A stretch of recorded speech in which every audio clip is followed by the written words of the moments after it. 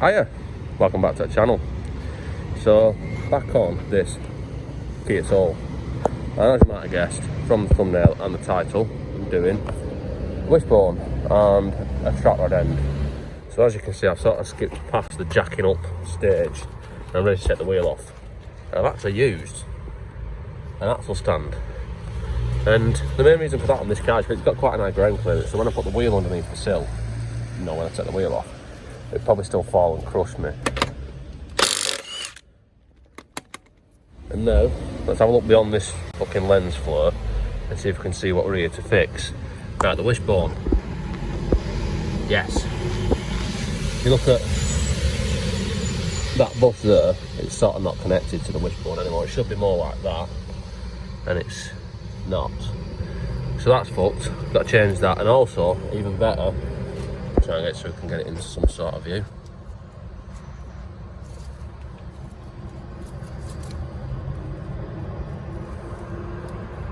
Yes. So this vehicle is now a self-steering vehicle. Do the wishbone first, I'll come back to that. So for the wishbone, what do we need? Well, we have got a bolt there.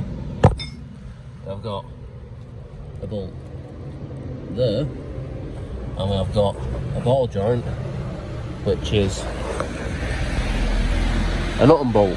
So I need to take all that off first. Starting with this 40mm nut.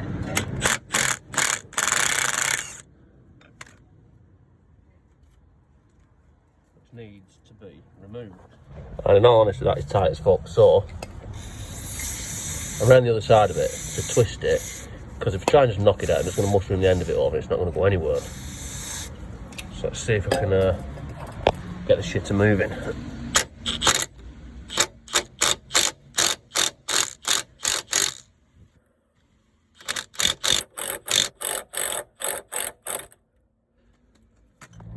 Yes. So that is one obstacle out of the way, followed by a lovely inserted ball bag splitter and giving it a twat. Then you might run into this problem. The ball joint is cracked quite well, but there sort of isn't enough room to push the wishbone down because the suspension's fully extended. I can see anything because there's a sun in the way, but the suspension's fully extended, so I'm just going to get a jack and lift that shitter up to get the ball joint out a bit easier.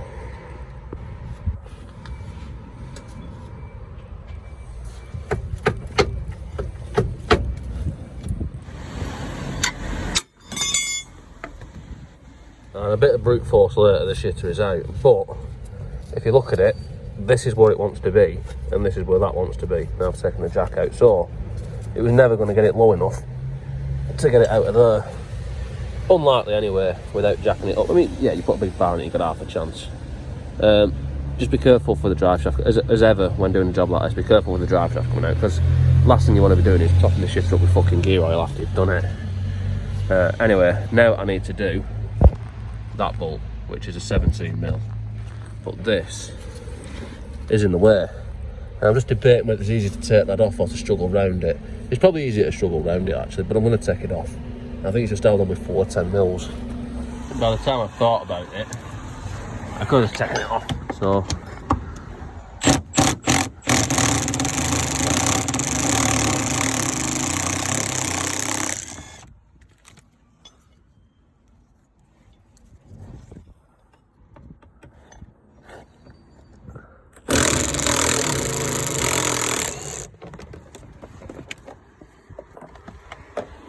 yes, and it still won't fit.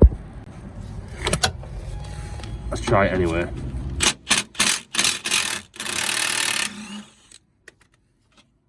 That was a 17 and this is a 19mm.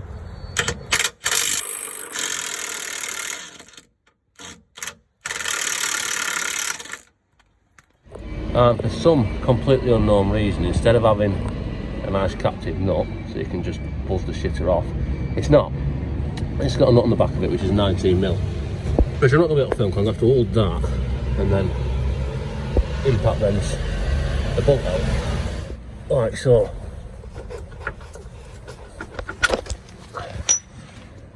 And that is all the fixings removed. So now I just need to manipulate it out. And now that these bolts and the other bolts are out, there's actually a lot more room for the ball joint. So if you're struggling to set the ball joint out, if you set them out, and to lever it down, you'll have more room and more sort of flex to stop it from going off centre and shit.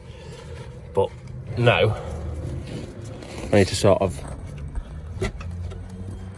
pull it without pulling the drive shaft out, which is just going to be a case of manipulating it. It's not something that I can expect to, well, I'm not going to be able to do it with one hand very easy, and I'm not going to be able to film it or explain it that well. So it'll just be magic that it's come out. Okay, I'll try it anyway. Right, so I'll push it down and then pull. And that is the reason why this needs changing. So, new wishbone, put them next to each other.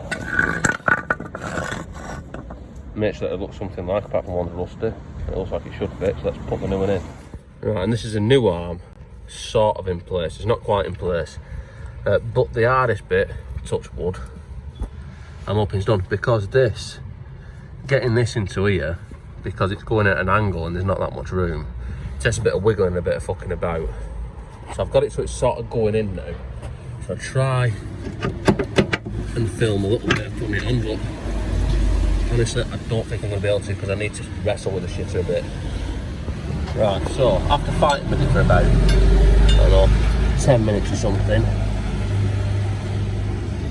got it something like, that's not the right bolt, that's the right bolt.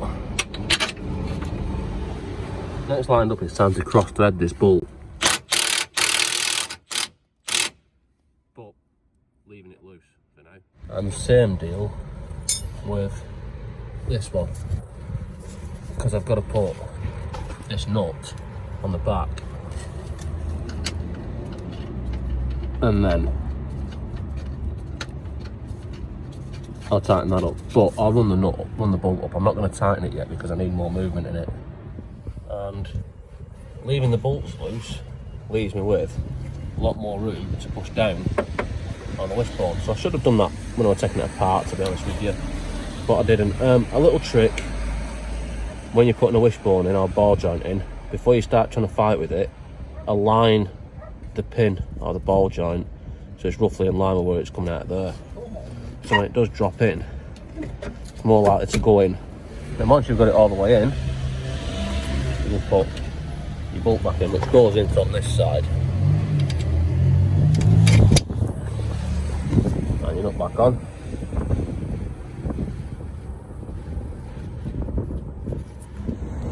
And tighten this. I can't tighten this yet. I mean, well, I can tighten it up, but ideally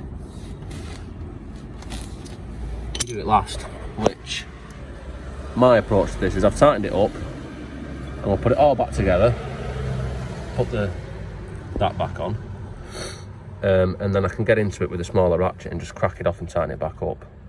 And the reason for that is because you're meant to do that when the weight's on it, so as that pivots, when the car is on the floor, the wishbone will be in a different position, and that is where you want it, with the weight on it, where you want it so it's not under tension, because it's going to twist the bush and knacker the bush up otherwise. So I'll do that after, but for now I've just nipped it up so it's not going to fall off. And now let's do the track rod end, for which you're likely to need some spanners.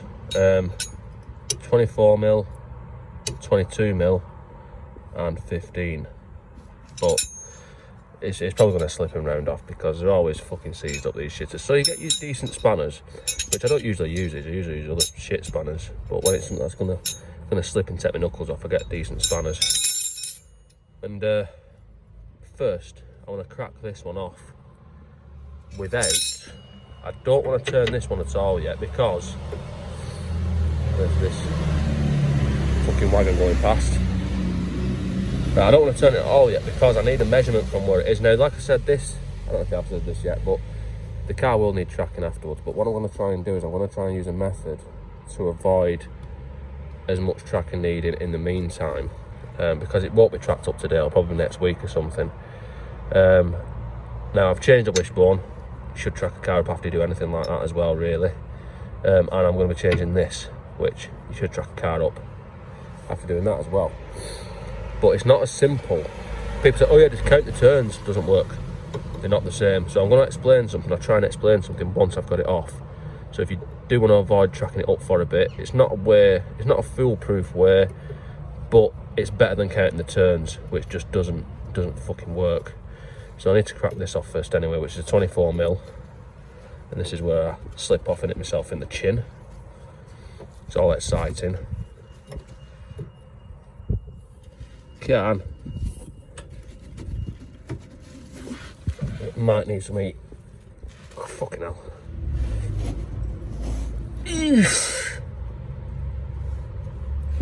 And as you witnessed then, that hasn't turned on that yet. So, oh yeah, it's turning. That's fine. That's nice and free actually. That won't be too bad. So now I need to take this off, which is secured by a split pin, which of course is rusted and fucking seized in. Now normally I wouldn't advise cutting them off, but this is getting scrapped anyway, so I just need to douse the shitty with WD-40, stick a socket on, and just see if it'll undo. Yes. And then we get back on with the ball bag splitter.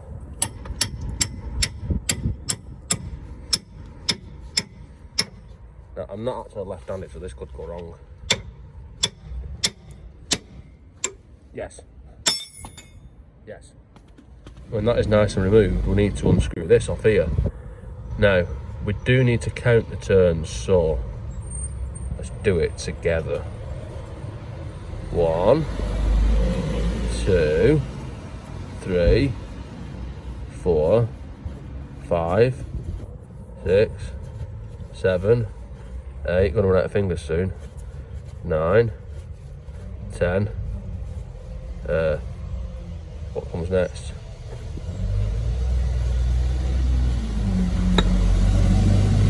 13 turns. And something that we need to know is the thread pitch, which, if we measure 10 threads, is 15mm. So that means that the thread pitch is 1.5. And I don't know if you can see it, but I've marked the centre of that. Measure it to the end, which is, it's moved, but it's 87mm. I don't know how well this one shows up as well, but the old one is a shade over 88mm. Probably about 88.5, I'd say.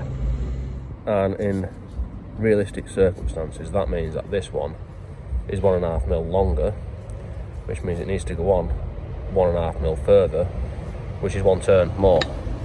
So this one only needs to go on 12 turns, whereas that one was on 13.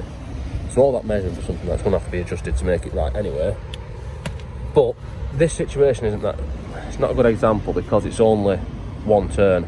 But I mean, I've had these with been like 4 turns different with them. You know, they've been like 5mm different on the end to what's going on. This one is quite similar to this. It's not that good of an example, but it does show that they're never the same, or very rarely the same. So the other one was on 13 turns, so this one needs to go on 12. So 1, and that's starting 1, 2, 3, 4, 5, 6, 7, 8, 9, 10, 11, 12.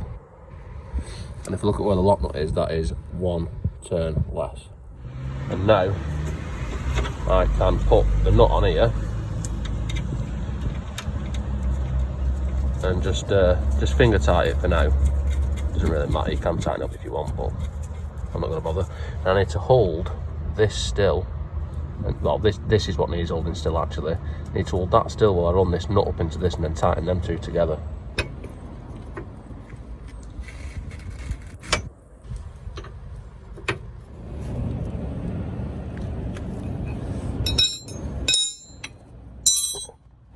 Then once that's all tightened up, you just knit this up, which has got the old nut on the end of it.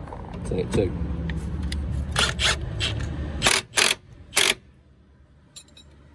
I don't know if you can see, but there's a holder for a split pin which needs lining up to the castle nut so the split pin goes through it.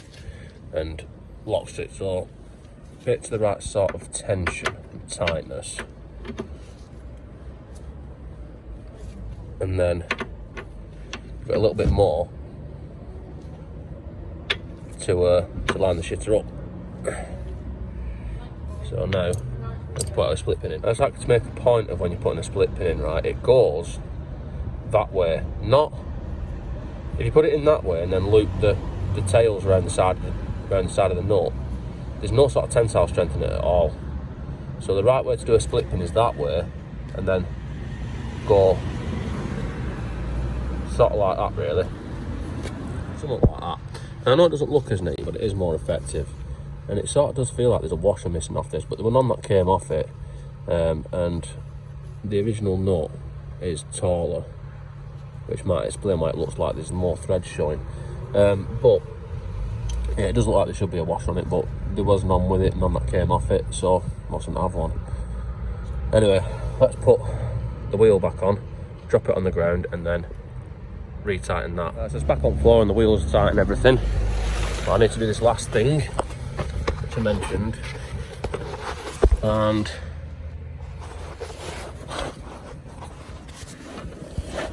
on the floor, this is a bit awkward, to be honest with you. Oh, it's knob tighten that up. And now the car's back on its wheels and the weight's on this. This is when you want to tighten it up. Sort of like that, but tighter. And that is how to struggle with a wishbone and a ball joint for a tractor end and one of them shitters. And now I'm back in a proper car. Anyway, that's all for this one. Not usual sort of fucking about as much as normal, but it could be useful to someone, and I was doing it, so I thought I'd film it. Anyway, don't forget to comment, like and subscribe, all that, and I'll see you next time.